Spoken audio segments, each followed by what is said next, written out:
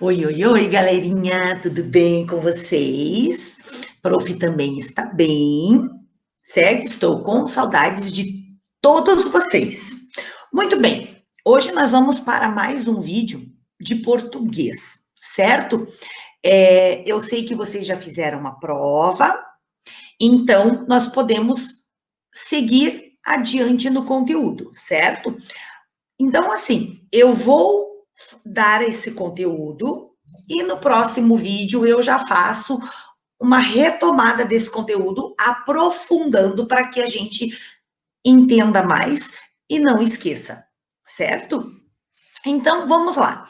Pegando a apostila lá na página 54, deixa eu colocar aqui para a gente começar. Na página 57 e 54 da apostila, gente, vamos lá. Nós temos lá formas nominais do verbo, certo? Então, olha lá. O texto a seguir explica um jogo simples e divertido. Vamos ler. Jogo dos pontinhos.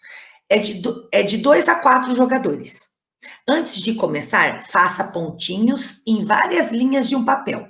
Assim, ó. Cada jogador, em sua vez, vai juntando 2 pontinhos com o traço, como esse aqui, ó. Ó, fez um traço aqui, ó, cada 2 pontinhos. Assim, ó, como tá aqui dizendo, ó. Quando um deles conseguir fechar um quadradinho, deve escrever a inicial de seu nome dentro dele, para identificá-la como seu, certo? Aqui, ó. Como está aqui, ó. Fechou um quadradinho, colocou a letra do nome, certo? Quando todos os quadrados estiverem fechados, o jogo acaba. O vencedor é aquele que tiver conseguido fechar mais quadradinhos. Gente, esse é um jogo muito legal. Tem um jogo de tabuleirinho, assim, pequenininho, que o nome do jogo é o Resta 1. Esse é como se fosse um Resta 1. Só que a diferença é que eu vou fechando os quadradinhos, certo? Não vou tirando. Eu vou fechando e colocando a letra do meu nome. Observe os seguintes verbos utilizados nas instruções do jogo dos pontinhos. As instruções estão aqui, ó. Vamos ver os verbos. Antes de começar um verbo, cada jogador vai juntando outro verbo. O vencedor é aquele que tiver conseguido outro verbo. Você sabe identificar em que tempo verbal estão os verbos destacados? Esses verbos não estão no passado, no presente e no futuro. Eles correspondem a 3 formas nominais do verbo, que são o infinitivo, o gerúndio e o particípio. Então, nós vamos conhecê-las melhor, certo? Então, gente, essas são formas nominais do verbo, certo? A forma que cada verbo tem naquela frase. É isso, certo? Ela se divide em 3: infinitivo, gerúndio e particípio. Vamos ver. O infinitivo. Os verbos no infinitivo expressam a ação em si. Então, olha só. Como que eu sei quando um verbo está no infinitivo? Quando mostra uma ação. Olha o exemplo. É preciso praticar muito para jogar bem. Claro, se eu jogar bem, mostra que eu tenho que praticar. Para eu praticar, para eu jogar bem, eu tenho que praticar, certo? Olha a outra. Recomenda-se ler as instruções antes de jogar. Sim, como é que eu vou jogar se eu não souber? Então, eu preciso ler. Para eu saber jogar, eu tenho que ler, certo? Então, eu estou praticando uma ação. Eu não sei jogar damas, vou fugir daqui. Quer dizer, se ele não sabe jogar damas, ele vai fugir dali, né? Por quê? Porque ele não sabe jogar, ele não estudou, ele não leu, certo? Então, atenção. O infinitivo pode assumir uma forma pessoal e levar uma marca que identifica o sujeito. Então, presta atenção. Ele pode assumir uma forma pessoal, certo? Tipo, que é de cada um. Olha só. Se eles treinarem bastante, poderão vencer a competição. Então, claro, para eles vencerem, eles vão ter que treinar. Quando vencerem, lembre-se de pegar as medalhas, né? Porque se eles vencem, eles vão pegar a medalha. Então, eles estão praticando uma ação. Não sei quem poderá ser campeão se eles saírem do torneio, né? Se eles saírem do torneio, a gente não sabe quem vai ser campeão, certo? Então, eles estão praticando ação. Se eles saem, eles não vão ser campeão, certo? Se eles ganham medalha, é porque eles venceram. Olha a ação aí, certo? E se eles podem vencer a competição, é porque eles treinaram. Olha a ação, certo? É a mesma coisa assim. Se eu estudar, eu vou passar de ano. Olha a minha ação. Para eu passar de ano, eu tenho que fazer o quê? Estudar. Uma ação, gente. Certo? O gerúndio. Então, o gerúndio expressa a continuidade da ação descrita pelo verbo. Quer dizer, ele continua essa ação. Certo? E todo gerúndio é terminado em NDO. Olha aqui, ó. NDO. Exemplos. Ficamos jogando xadrez até tarde. Então, quando, ó, o verbo tá aqui, jogar. Quando eu acrescento o NDO, eu estou dando continuidade, dizendo que eles continuaram jogando. Eles ficaram jogando mais tempo. Então, ó, terminando em NDO, está no gerúndio. Faz horas que estou lendo. Olha lá, ó, NDO de novo. Faz horas que estou lendo essas instruções e ainda não entendi o jogo. Então, quer dizer, ele continua lendo. Para ele entender, ele continua lendo. Então, ele está dando continuidade, certo? Não podemos jogar aqui, pois os pés desta mesa estão partindo. Então, olha o NDO lá. Então, terminou em NDO, o verbo está no gerúndio, certo? Está dando continuação para aquele verbo. E o particípio? Expressa o resultado da ação verbal. Termina em ado ou ido, com suas devidas flexões de gênero e número. Então, exemplo. Esses tabuleiros foram criados por meu avô. Olha lá, ado, ó. Olha o ado aqui, ó. Mesmo que seja no plural ou no singular. Já diz aqui, ó. Terminado em ado ou ido, com as suas devidas flexões de gênero e de número, certo? Então, ele pode mudar de singular para o plural, só vai acrescentar o S, certo? Gênero, masculino, feminino, certo?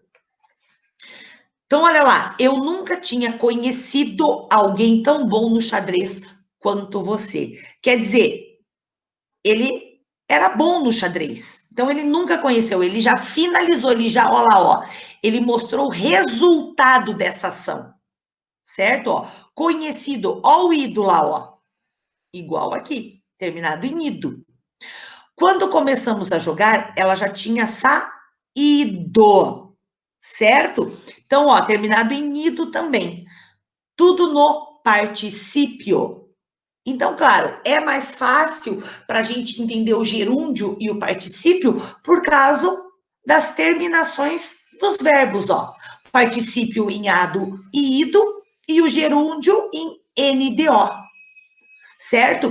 Vou pedir para vocês pegarem o marca-texto e marcarem todos esses retângulos com essas regrinhas, para não esquecerem. Então, já peguem a marca-texto e já marquem, certo? Vamos lá. Agora, nós temos alguns exercícios. Então, vamos fazer aqui o exercício. 1. Alguns verbos apresentam particípio irregular e outro, as duas formas.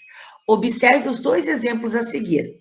Na coluna esquerda, temos os que apresentam apenas uma forma. E na coluna direita, temos o que apresentam nas duas formas. Siga o exemplo e complete o que falta. Por exemplo, dizer está no particípio regular. Por quê? Porque não muda a forma. Certo? E aqui, ó, já está com a forma mudada. Dizer, dito. E aí? Fazer. Ah, eu não consigo escrever aqui? Não. Ah, meu santo. Vamos ver se eu consigo escrever aqui com meu lápis. Quem sabe eu consigo? Vamos ver.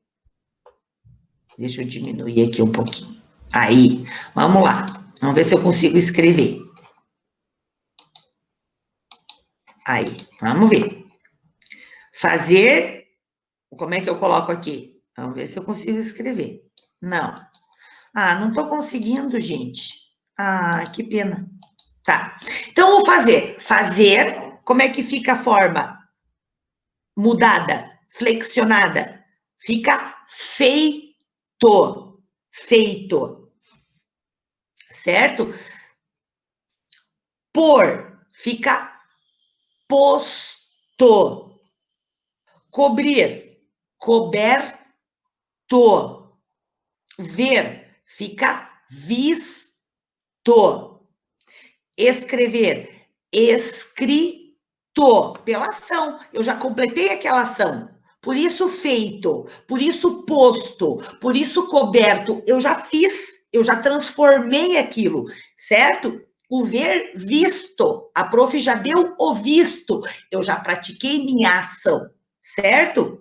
Escrever escrito, o abrir, aberto, já está aberto. Então, ele já fez a ação, certo? No particípio, é isso. O outro, aceitar, aceitado ou aceito. E aqui no imprimir, como é que fica? Imprimido ou impresso. Prender, prendido ou preso. Entregar, entregado ou entregue. Ganhar, ganhado ou ganho. Lembrem-se que isso é ação, certo? Por isso que, eu já teria ganhado, é uma ação, certo? Ou eu já teria ganho, é uma ação também, certo? Essas duas formas que a prof colocou aqui, as duas formas estão corretas, certo? Vamos ver o 2. Leia atentamente a tirinha a seguir. Então, par ou ímpar? Vamos jogar par ou ímpar? O que é isso? É um jogo matemático, funciona assim. A gente mostra os dedos. Se der par, eu ganho. E se der ímpar, você perde. Peraí, isso tá certo? Claro, você não confia na matemática? Na matemática eu confio, só não confio em você. Legal, né, gente? Ele estava realmente trolando ele, né? Enganando. Olha lá. A explicação do personagem Tucano sobre o jogo está correta? Sim ou não? Vamos ver. O que vocês acham? Que não, né? Não, claro que não. Não funciona assim, o par ou ímpar. Por quê? Então, assim, porque segundo a explicação do Tucano, né? O Tucano vai ganhar sempre. Ele sempre vai ganhar, certo? O certo seria, se der par, eu ganho. Se der ímpar, você ganha, certo? Então, na explicação do Tucano, o Tucano vai estar sempre ganhando, certo? 3. Quais sentimentos e emoções o personagem macaco parece demonstrar ao longo da tirinha? Então, vamos ver. O que ele está demonstrando? Olha lá a cara do macaco. O que será que ele está demonstrando, gente? Está demonstrando, ó, aqui, dúvida, certo? Ó, o macaco aqui, ele está demonstrando dúvida. Aqui ele está demonstrando o quê? Empolgação, né? Ficou empolgado com a brincadeira. Só que aí ele percebeu que tinha alguma coisa errada. E o que ele está demonstrando aqui? Desconfiança. Ele ficou desconfiado, tanto que ele falou que ele não confiava nele, certo? Então, eu vou escrever isso aqui. Vou escrever o quê? Dúvida, empolgação e desconfiança. Identifique no texto uma forma nominal do verbo e classifique-a. Então, vamos lá. Deixa eu ver aqui. Uma forma nominal. Vamos ver se eu consigo. Ó, eu tenho ganho aqui também, certo? Eu tenho ganho. Eu tenho jogar. Eu tenho ganho. Vamos ver o que mais que eu tenho aqui.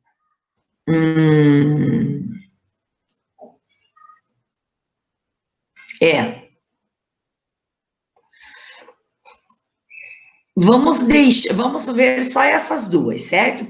Vamos colocar pelo jogar? Vamos pegar a primeira aqui. Posso colocar, professora, o ganho? Posso. O ganho, ele está no... Aonde, ó? Ganho já está aqui. Ele está onde, ó? Particípio. É só eu olhar aqui em cima. Então, eu posso colocar o ganho? Posso, certo? E se eu colocar o jogar? O jogar está demonstrando o que, gente? O jogar está no infinitivo, certo? Ó, cadê o infinitivo lá? Ó, ele já está praticando uma ação. Tá aqui, ó, jogar, ó. É só eu olhar sempre atrás das folhas da apostila que eu já vou saber a minha resposta. Então, eu posso colocar o ganho, que é particípio, e posso colocar o jogar no infinitivo, certo? Posso colocar as duas. Já classifiquei. Certo? Bom, gente, é isso. A prof vai ficar por aqui agora. Deixa eu voltar aqui. É isso que a prof ia explicar para vocês. Por isso que eu achei melhor dar um pouquinho, porque depois eu vou, no próximo vídeo, eu vou retomar isso, aprofundando um pouco mais, explicando um pouco mais sobre isso, um por um, certo? Porque essas são formas nominais, são formas que a gente escreve o verbo, certo? São formas que a gente pratica esse verbo. Então, por isso que a prof vai se aprofundar um pouquinho mais na nossa próxima aula. Lição de casa. Para a lição de casa, a prof marcou na ficha de atividade de português a página 23 e 24, que está falando exatamente sobre as formas nominais dos verbos, certo? Falar sobre infinitivo, gerúndio e particípio, certo? Então, tarefa de casa, ficha de atividade, página 23 e 24, certo? Então, é isso. Então, nós ficamos por aqui. Até o próximo vídeo. Se cuidem e, ó, beijos para todos.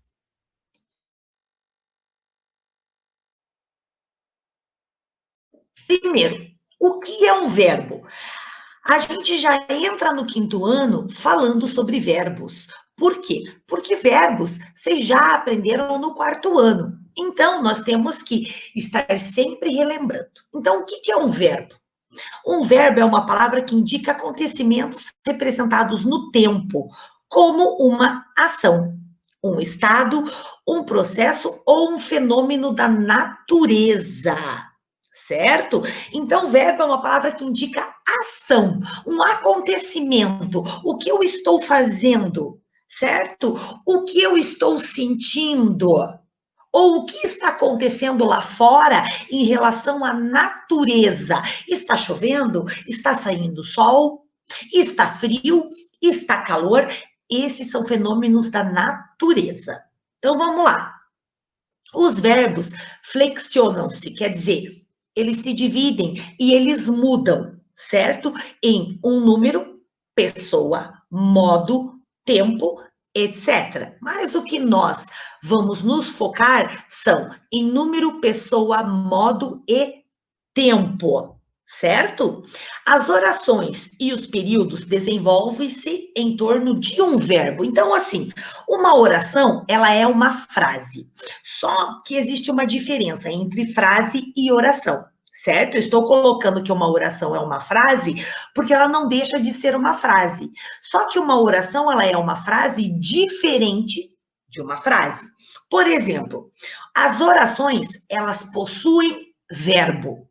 As frases, não.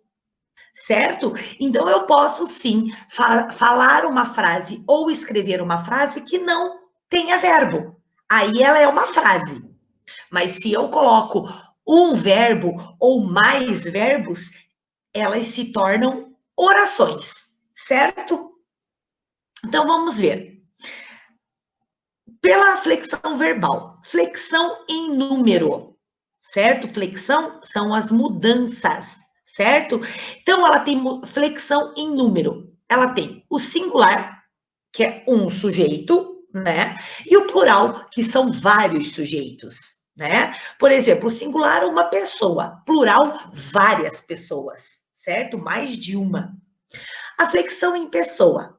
As pessoas são primeira, segunda e terceira pessoa do singular e do plural. Então, a primeira pessoa é quem fala. Eu, no singular, e nós, no plural. Segunda pessoa, com quem se fala? Eu tenho que falar com alguma pessoa. Então, eu falo com tu ou você e vós, certo? No plural é vós. O tu ou o você é no singular. E a terceira pessoa é de quem se fala. Quer dizer, eu e você estamos falando de quem? De uma terceira pessoa, certo? Que é ele no singular ou ela e eles ou elas no plural, certo? Então, aí estão as pessoas. Flexão em modo.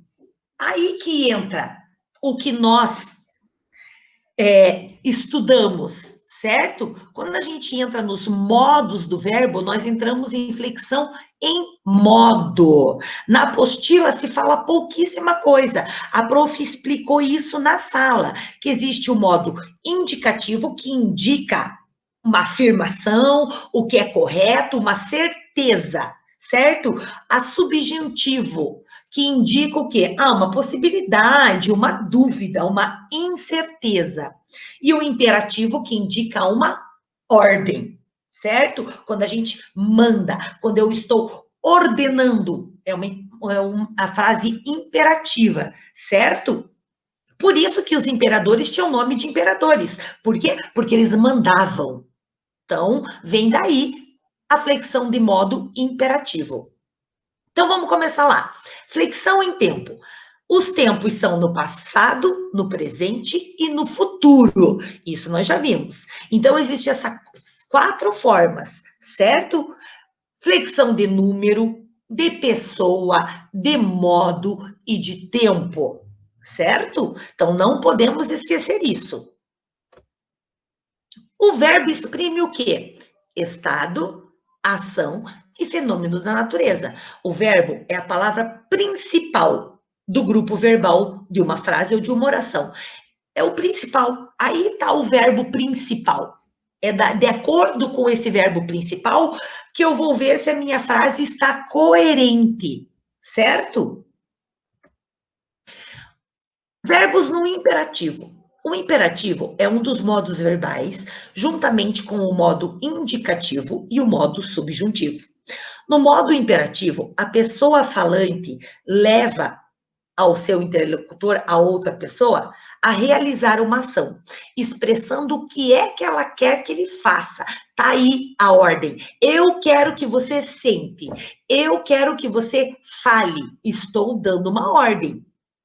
Assim, a ação transmitida por um verbo no imperativo é um pedido, um convite, uma exortação, que é uma ordem, um comando, um conselho ou uma súplica, certo? Na verdade, gente, o verbo no imperativo, ele funciona muito mais como uma ordem, certo?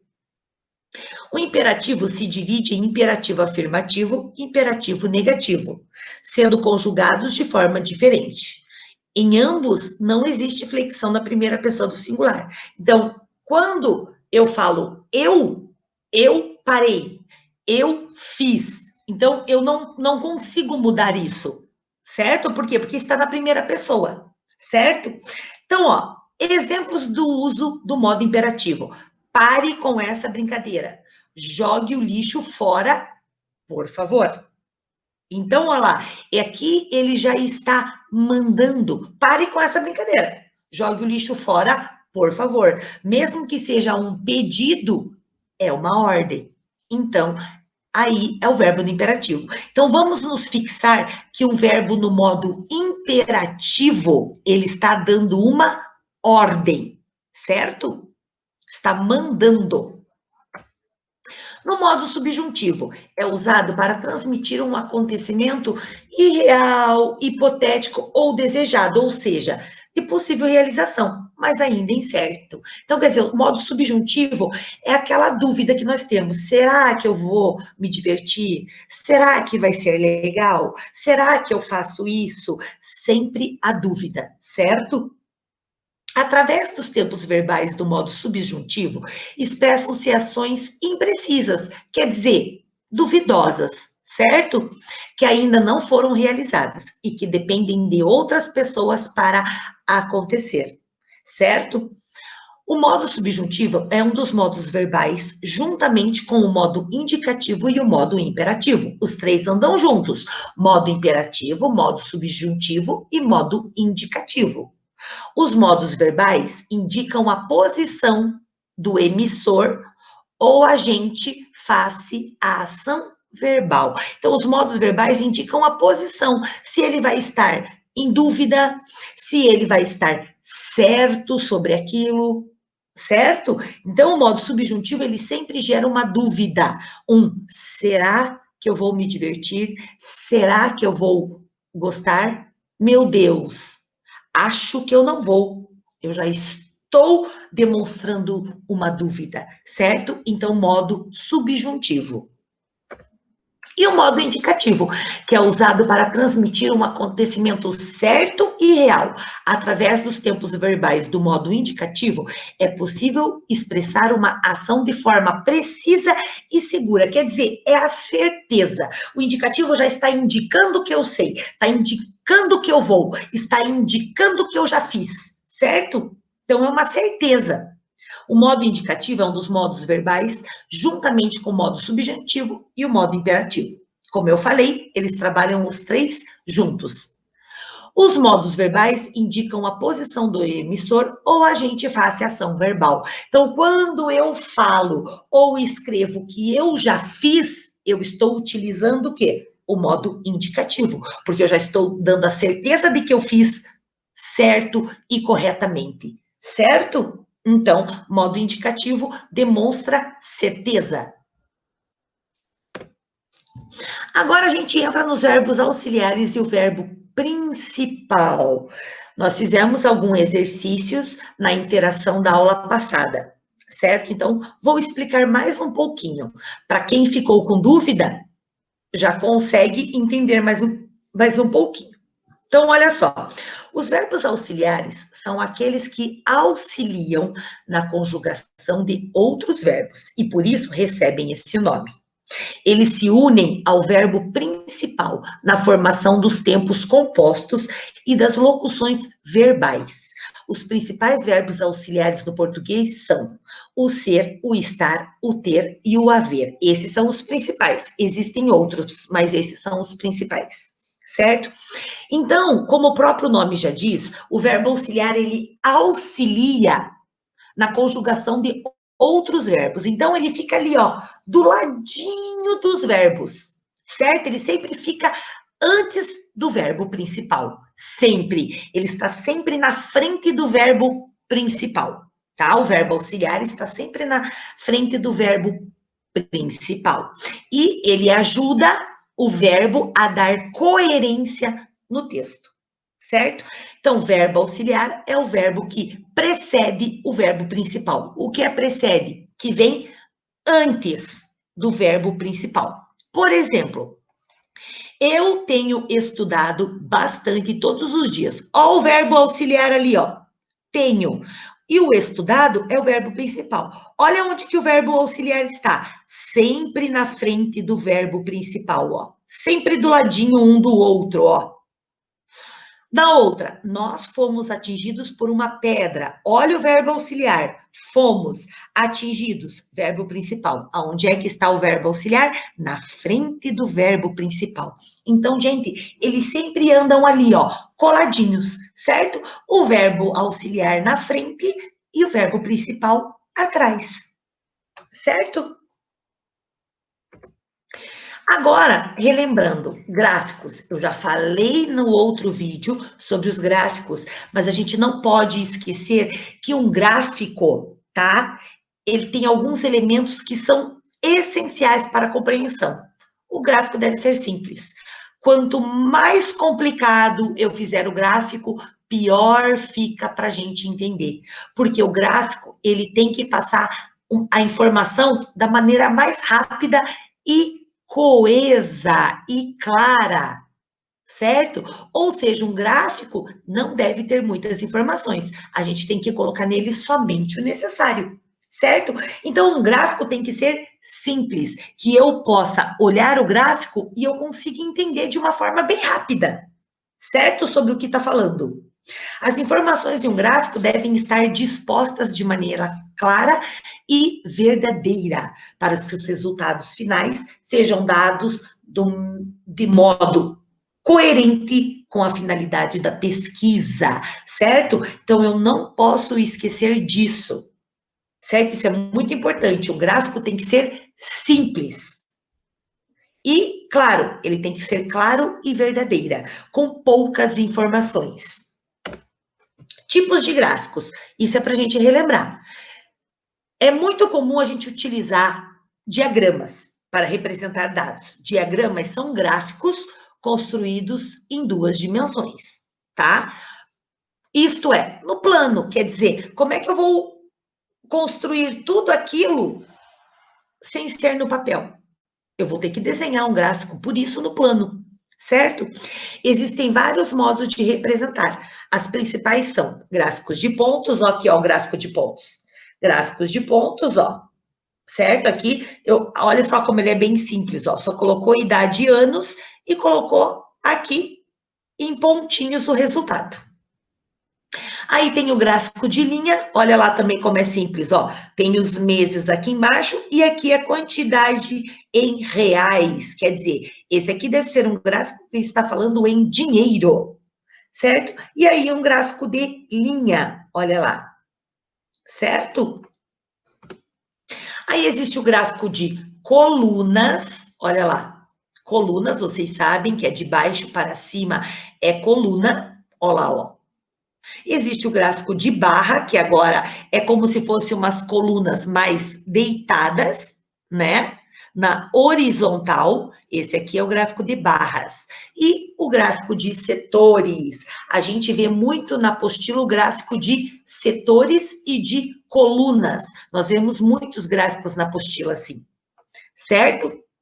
E vamos lembrar a última parte, a parte final da nossa retomada, as palavras com terminação em ice com C e ice com dois S's. Então, a prof colocou aqui como um lembrete. As palavras com terminação ice com C fazem parte dos substantivos. Veja alguns exemplos, olha lá, ó. Meiguice, peraltice, tolice, velhice, gordice, aqui são substantivos, gente. Certo? O que são substantivo? Aquilo que dá nome a todos os seres. Aqui, meiguice, a pessoa é meiga, substantivo. Por isso que ficou ice com C. Certo? Ó, a sua gulodice me assusta. O que é gulodice? É de gula, de comer muito. Quer dizer que a pessoa é muito gulosa. Certo? E aqui, as palavras com terminação ice com dois S fazem parte dos verbos. Como, por exemplo, dormir. Dormir não é verbo? Então, e se ele dormisse? Olha lá, ó. Quando é verbo, eu coloco com dois S. Partisse, sorrisse, dirigisse, divertisse.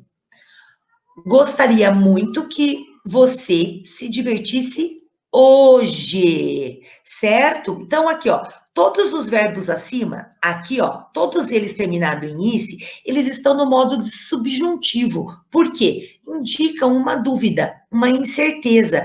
A gente não sabe, né, se algo vai acontecer ou não. Então, será que se ele sorrisse, e aí, eu gostaria que ele sorrisse.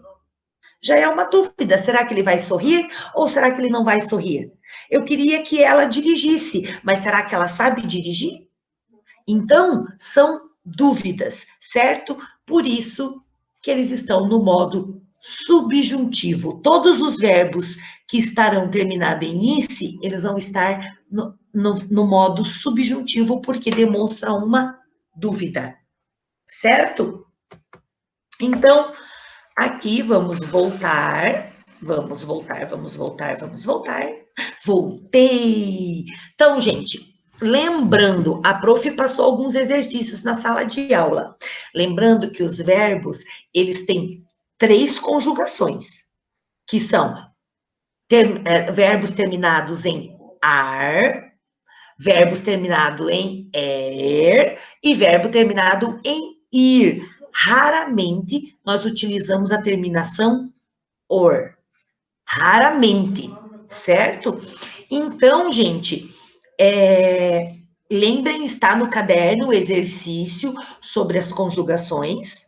Estudem lá, lembrando, primeira conjugação "ar", segunda conjugação "er" e terceira conjugação "ir", tá? Então, assim, se eu morrer, terminado em "er", se eu dormir, terminada em "ir", se eu amar, terminada em "ar". Lembrando disso, certo?